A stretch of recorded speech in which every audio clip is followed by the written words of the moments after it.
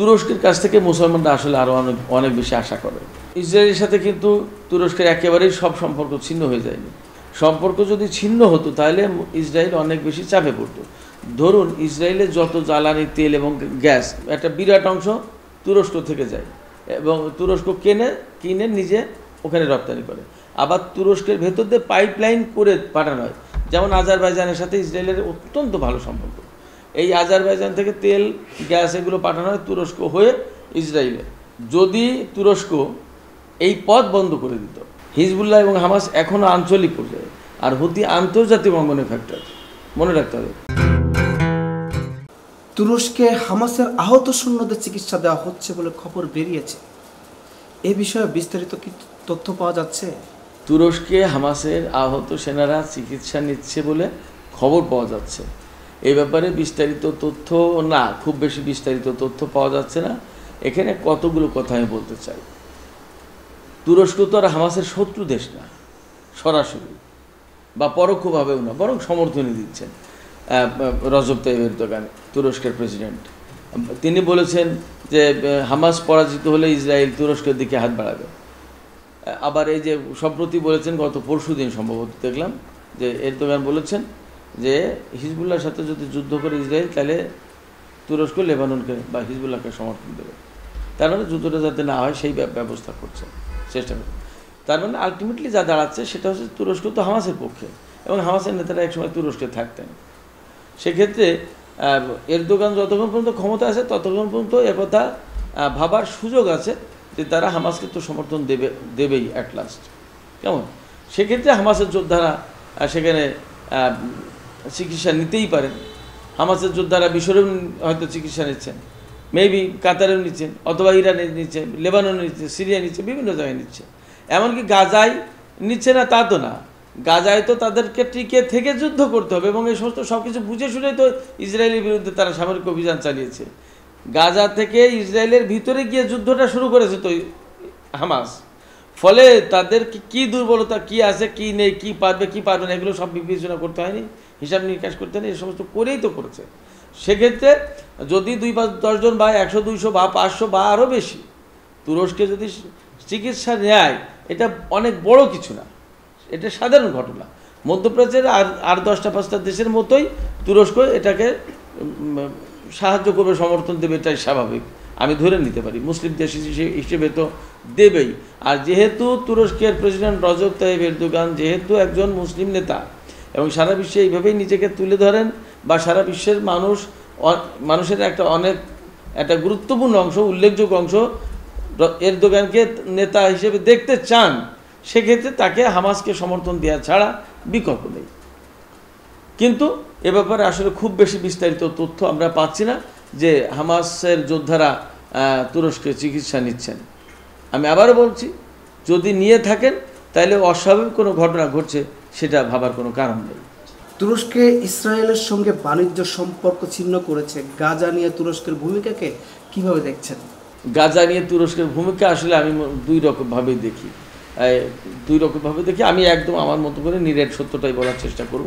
সেটা হচ্ছে, তুরস্কের কাছ থেকে মুসলমানরা আসলে আরও অনেক বেশি আশা করে। ধরুন ইসরায়েলের সাথে কিন্তু তুরস্কের একেবারেই সব সম্পর্ক ছিন্ন হয়ে যায়নি।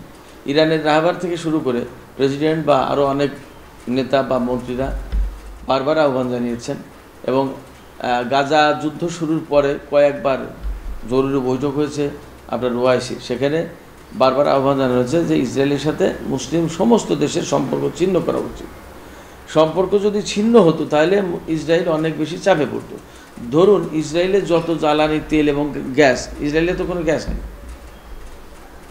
তো এই সমস্ত সব একটা বিরাট অংশ তুরস্ক থেকে যায় এবং তুরস্ক কিনে নিজে ওখানে রপ্তানি করে।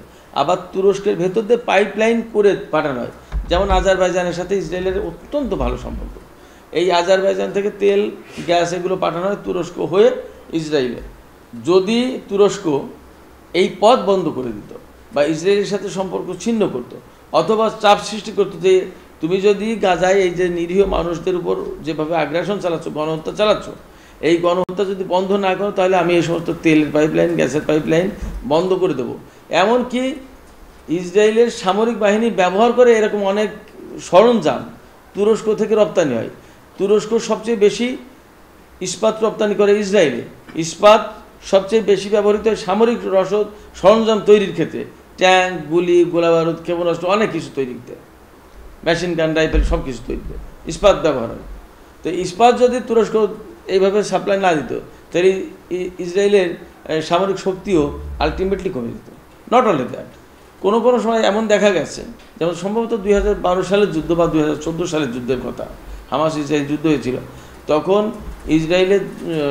ইসরায়েলে একটা লম্বা ছুটি চলছিল, সম্ভবত 1 সপ্তাহ বা 2 সপ্তাহ ছুটি, ওটা রাষ্ট্রীয় ছুটি থাকে, অনুষ্ঠান থাকে, কি যেন একটা ইহুদিদের একটা অনুষ্ঠান আছে। সেই ছুটিতে ইসরায়েলের সেনারা অবকাশ যাপন গিয়েছিল সাইপ্রাসে, আপনার গ্রিসে, ইটালিতে, বিভিন্ন দেশে।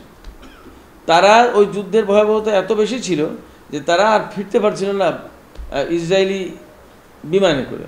তখন সাইপ্রাস থেকে বিভিন্ন দেশ থেকে তুরস্ক গেছে, তুরস্ক থেকে তারা ইসরায়েলে গেছে, তুরস্কের বিমান বা এয়ারলাইন্স তাদের এই ইসরায়েলি সেনাদেরকে ইসরায়েলে বহন করেছে। এবং সেই সেনারা ইসরায়েলে ফিরে গিয়ে তারা হামাসের বিরুদ্ধে যুদ্ধ করেছে। তাহলে আলটিমেটলি তুরস্কের এয়ারলাইন্সগুলো তখন কিন্তু ইসরায়েলি সেনাবাহিনী বা ইসরায়েলি সামরিক বাহিনীকে সমর্থন দিয়ে গাজার হামাসের বিরুদ্ধে যুদ্ধ করতে সহযোগিতা করেছে, প্রকারান্তরে বা পরোক্ষভাবে। কেমন? তো সেক্ষেত্রে তুরস্কের ভূমিকাটা আসলে আমি মনে করি, আবার বললাম যে তারা হামাসের যোদ্ধাদেরকে চিকিৎসা দিচ্ছে বা হামাসকে নৈতিক বা বিভিন্নভাবে সমর্থন দিচ্ছে। আপনি দেখবেন যে গাজায় তুরস্কের হাসপাতাল করে দেওয়ার ব্যবস্থা, সম্ভবত তুর্কি হাসপাতাল আছে, আবার তুরস্ক খুব বড় একটা পাওয়ার প্ল্যান্টও করে দিয়েছে গাজায়। কেমন? এগুলো সমর্থন দিয়েছে, সহযোগিতা দিয়েছে। কিন্তু এই সমর্থন সহযোগিতা দেওয়ার পাশাপাশি তারা ইসরায়েলকে স্বীকৃতি দিয়ে, তারা ইসরায়েলের সাথে সম্পর্ক রেখে, তারা ইসরায়েলে এমন কিছু রসদ বা সরঞ্জাম পাঠায় যা সামরিক বাহিনী ব্যবহার করে, যা আলটিমেটলি ফিলিস্তিনি জনগণের বিরুদ্ধে ব্যবহৃত হয়। সেক্ষেত্রে দেখা যায় যে তারা নেগেটিভও করছে, পজিটিভও করছে। সেই ক্ষেত্রে এই কথা আমি ব্যক্তিগতভাবে বলতে পারছি না যে তুরস্ক যা করছে তা পরিপূর্ণভাবে গাজার বা ফিলিস্তিন জনগণের বা ফিলিস্তিনি মুসলমানদের স্বার্থ রক্ষা করছে। স্বার্থের বিপরীতেও যাচ্ছে, বিরুদ্ধেও যাচ্ছে। হুতি বাহিনীর সক্ষমতা দিনকে দিন বাড়ছে, কারণ কি? কারণ খুবই সহজ। কারণ সহজ এই অর্থে যে আপনি যখন শুরু করেন তখন হয়তো 0 থাকে, 1 থাকে, 2 থাকে, 3 থাকে, দ্যাট ইজ অল্প থাকে। আপনি সংখ্যায়, পরিমাণে, মাত্রায় কম থাকে। দিন যত যায় আপনার অভিজ্ঞতা, আপনার দক্ষতা বাড়ে, আপনার ব্যবহার, কর্মপরিকল্পনা, কর্মপরিধি, সক্ষমতা বাড়ে। আপনি হুতিরা ধরুন যখন যুদ্ধ শুরু করেছে সৌদি আরবের বিরুদ্ধে, তখন তারা যে প্রযুক্তি হাতে পেয়েছে বা তারা যে প্রযুক্তি গ্রহণ করেছিল, তার থেকে তাদের প্রযুক্তি ঘষা মাজা করতে করতে, ব্যবহার করতে করতে, তারপরে পরীক্ষা নিরীক্ষা করতে করতে তার ধরেন যে মান বেড়েছে, উন্নত হয়েছে, সংখ্যা বেড়েছে, পরিমাণে বেড়েছে। আজকে যারা হয়তো 5টা করতে ক্ষেপণাস্ত্র তৈরি করতে পারত, এখন তারা হয়তো 50টা পারছে। তারা হয়তো 200 কিলোমিটার রেঞ্জের ক্ষেপণাস্ত্র তৈরি করতো, এখন 2000 কিলোমিটার রেঞ্জের ক্ষেপণাস্ত্র তৈরি করছে। আমি কথা বলছি। তো এইভাবেই হুতিরা যখন প্রচণ্ড রকম বিপর্যস্ত অবস্থায় পড়বে বলে মনে করা হচ্ছিল, সেই জায়গা থেকে ঘুরে দাঁড়িয়েছে। অতএব সমর্থনটাও হুতিদের পাশে এখন বেশি যাচ্ছে। তো সব কিছু মিলে আফটার অল মধ্যপ্রাচ্যে যেহেতু এই মুহূর্তে একটা বড় ক্রাইসিস চলছে এবং হুতি এখানে একটা বিগ ফ্যাক্টর, ইসরায়েলের বিরুদ্ধে যে যুদ্ধ চলছে সেই যুদ্ধে হুতি কিন্তু অনেক বড় ফ্যাক্টর, একটা বিগ ফ্যাক্টর, বিগ পাওয়ার। এবং লোহিত সাগর, বাব আল মানদেব এবং আপনার গালফ অফ এডেন যেটা, এগুলো কন্ট্রোল করা। এমনকি আরব সাগরে, ভারত মহাসাগর ইসরায়েলের জাহাজ এখন আর নিরাপদ নয়। তো এগুলোর অনেক বড় প্রভাব আছে না? এই সমস্ত সব কিছু মিলে হুতিরা আজকে শক্ত অবস্থানে, এবং হুতিদেরকে সরাসরি সমর্থন তাই ইরানের তো পরিষ্কার, দুনিয়ার সবাই জানে এবং দেবে, এটা স্বাভাবিক। তো সেক্ষেত্রে ইরানের সমর্থন হামাসের পক্ষে আছে, ইরানের সমর্থন হিজবুল্লাহর জন্য আছে, এবং প্রত্যেকেই খুব স্ট্রংলি ঘুরে দাঁড়িয়েছে। তো হুতিদের পাশে সমর্থন রয়েছে এবং তারা অনেক বেশি আমি আবারও বলছি বিগ ফ্যাক্টর, কিন্তু হিজবুল্লাহ হামাসের চেয়েও হুতিরা ফ্যাক্টর, বড় ফ্যাক্টর এখন। আন্তর্জাতিক অঙ্গনে অনেক বড় ফ্যাক্টর। হিজবুল্লাহ এবং হামাস এখনও আঞ্চলিক পর্যায়ে, আর হুতি আন্তর্জাতিক অঙ্গনে ফ্যাক্টর। মনে রাখতে হবে, হুতিদেরকে কিন্তু এখনও অনেকেই এইভাবে কাউন্ট করে না, এখনও লুঙ্গি পরা যোদ্ধা মনে করে। কিন্তু হুতিরা তারা যে গেম প্লে করছে, very important, more than Hezbollah and Hamas. So হুতিদেরকে দিয়ে যদি ইরান কোনো লক্ষ্য অর্জন করতে চায়, তাহলে ইরানকে ডেফিনেটলি সেখানে ইনভেস্টমেন্টটা বেশি করতে হবে, অ্যান্ড আই থিঙ্ক তারা তাই করেছে। ইরাকের রেজিস্ট্যান্স ফোর্সও গাজার পক্ষে প্রতিরোধ গড়ে তুলছে, এই বাহিনী সম্পর্কে কিছু বলুন। এই বাহিনীটার সম্পর্কে যা বলার সেটা হচ্ছে যে আপনি জানেন যে 2011 সালে যে আরব বসন্ত শুরু হয়েছিল, পশ্চিমারা বলে এটাকে অ্যারাব স্প্রিং, আরব বসন্ত। আর ইরানের পক্ষ থেকে বলা হচ্ছিল যে ইরানে এই বিপ্লবের জোয়ার, আরব জাগরণ বলা হচ্ছিল। তো এই জাগরণ যখন শুরু হয়েছিল এবং এই জাগরণের পরে তিউনিসের বেন আলী এবং মিশরের হোসনি মোবারক তারা কিন্তু উৎখাত হয়ে গেল, এবং তাদের সবার পক্ষে দাঁড়ালো সৌদি আরব। এবং মিডল ইস্টে যে প্রক্রিয়া শুরু হয়েছিল, যে জাগরণ শুরু হয়েছিল, তখন মিডল ইস্টে কোনো রাজতান্ত্রিক সরকার ক্ষমতায় থাকতে পারতো না। তো ক্ষমতায় যদি না থাকতে পারে তখন কি হবে? তখন আপনার ছিল, তখন আমেরিকার স্বার্থ, পশ্চিমাদের স্বার্থ মারাত্মকভাবে বিঘ্নিত হতো। তো এই মারাত্মকভাবে পশ্চিমার স্বার্থ বিঘ্নিত হবে এই আশঙ্কা থেকে তখন কৌশলে আরব যে বসন্ত বা আরব যে জাগরণ তৈরি হলো, সেই জাগরণটাকে সিরিয়ায় নিয়ে যে ঠেকানো হলো বাশার আল আসাদকে উৎখাত করার জন্য। এবং সেখানে একটা পর্যায়ে এই আইএসের মতো সন্ত্রাসী সংগঠন তৈরি করা হলো, একটা উগ্রবাদীদেরকে সংগঠিত করে সিরিয়ায় লেলিয়ে দেওয়া হলো। একইভাবে ইরাকে তাদেরকে লেলিয়ে দেওয়া হলো। এই যে ইরাকে লেলিয়ে দেওয়া হলো যে আইএস সন্ত্রাসীদেরকে, তাদেরকে নির্মূল করার জন্য, তাদের থেকে ইরাককে উদ্ধার করার জন্য, মধ্যপ্রাচ্যকে বাঁচানোর জন্য ইরাকে সরকারি বাহিনীর পাশাপাশি ইরাকে প্রতিরোধকামী সংগঠন গড়ে ওঠে এবং প্রতিরোধ যোদ্ধা তৈরি হয়, যাদেরকে ইরান পৃষ্ঠপোষকতা দিয়েছে, প্রশিক্ষণ দিয়েছে, রসদ দিয়েছে। এবং ইরানের যে কাসেম সোলেমানি, তিনি এই কাজগুলোও করছিলেন তখন। ইরাকে রেজিস্ট্যান্স ফোর্সকে গড়ে তোলা, তাদেরকে প্রশিক্ষণ দিয়ে তাদেরকে যুদ্ধে যোগ্য দক্ষ করে গড়ে তোলা, সিরিয়াতেও একই রকমের কাজ করছিল। তো এই রেজিস্ট্যান্স ফোর্স মূলত গড়ে উঠেছিল সন্ত্রাসবাদ বিরোধী লড়াইয়ের জন্য। আমেরিকা সন্ত্রাসবাদ বিরোধী লড়াইয়ের নামে মূলত ক্ষতি করেছে ইরাক এবং সিরিয়ায়।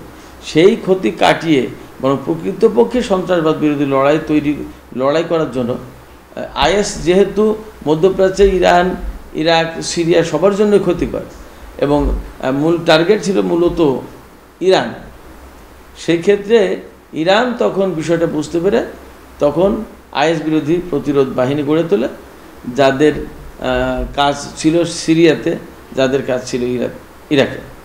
পাকিস্তান, আফগানিস্তান থেকেও অনেক যোদ্ধা গিয়ে সিরিয়াতে এবং ইরাকে লড়াই করেছে আইএসের বিরুদ্ধে, এবং ইরানে সেখানে শুধু পৃষ্ঠপোষকতা দেয়নি, সরাসরি ব্যাটেল ফিল্ডে কাজ করেছে ইরান। তো এই বাহিনী হচ্ছে মূলত সেই সন্ত্রাসবাদ বিরোধী লড়াইয়ের বাহিনী।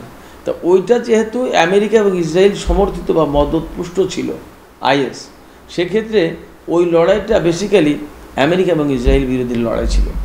আইএস বিরোধী লড়াই আমেরিকা এবং ইসরায়েল বিরোধী লড়াই ছিল। সেই লড়াইয়ের যারা সেনা ছিল, অর্থাৎ এই যে সংগঠনগুলো রেজিস্ট্যান্স ফোর্স, এবং ইরানের যেহেতু মধ্যপ্রাচ্য নিয়ে পরিকল্পনা আছে, মধ্যপ্রাচ্যকে বিদেশি শক্তি মুক্ত করতে হবে, অর্থাৎ America, Britain, France, Canada, Germany, বিভিন্ন দেশের সেনাবাহিনী তো মধ্যপ্রাচ্যের বিভিন্ন দেশে ঘাঁটি গেড়ে আছে, এরা মধ্যপ্রাচ্যের বিভিন্ন বিষয়ে হস্তক্ষেপ করে এবং দ্বন্দ্ব লাগিয়ে দেয়। এই অবস্থা থেকে মুক্ত করতে হবে, এই টার্গেট ইরানের, এই লক্ষ্যে কাজ করছে এবং এই লক্ষ্যে আঞ্চলিক একটা বাহিনী গড়ে তুলতে চায়, যারা ইসরায়েল, আমেরিকা থেকে শুরু করে পাশ্চাত্যের অপশক্তির বিরুদ্ধে লড়াই করবে বলে ইরান মনে করে। এই বাহিনীর অংশ হচ্ছে এই ইরাকের রেজিস্ট্যান্স ফোর্স। আপনি লেবাননে দেখবেন হিজবুল্লাহ, ফিলিস্তিনে ইসলামিক জিহাদ আন্দোলন এবং হামাস, ইরাকের রেজিস্ট্যান্স ফোর্স, সিরিয়াতে এরকম ফোর্স আছে। আপনার ইয়েমেনে হুতি বাহিনী, অর্থাৎ প্রত্যেকটা দেশে, আমরা আপাতত কয়েকটা দেশে দেখছি, আমার ধারণা মধ্যপ্রাচ্যের আরও বিভিন্ন দেশে একই রকমের বাহিনী গড়ে উঠবে, যেটা হয়তো এখন আত্মপ্রকাশ করেনি, কিন্তু কিছুদিন পরে অনেক দেশে আত্মপ্রকাশ করবে। অর্থাৎ ইরান টোটাল মধ্যপ্রাচ্যের সব দেশে এইভাবে প্রত্যেকটা দেশে রেজিস্ট্যান্স ফোর্স গঠন করে, ওই যে এক্সিস অফ রেজিস্ট্যান্স, যেটা প্রতিরোধের অক্ষ, যেটা এই যে একটা মুক্ত হার বা মালা গড়ে তোলা, এই প্রত্যেকটা দেশে প্রতিরোধ ফ্রন্ট বা প্রতিরোধকামী সংগঠন গড়ে তুলে এদের একটা বৃহত্তর ফ্রন্ট তৈরি করা হচ্ছে, মিডল ইস্ট রেজিস্ট্যান্স ফ্রন্ট। এদের নেতা হচ্ছে ইরান। এই রেজিস্ট্যান্স ফোর্স গঠন হয়ে গেছে অলরেডি, এবং তারাই কাজ করছে, তারাই মূলত ইরানের নেতৃত্বে কাজ করছে, এটা পরিষ্কার।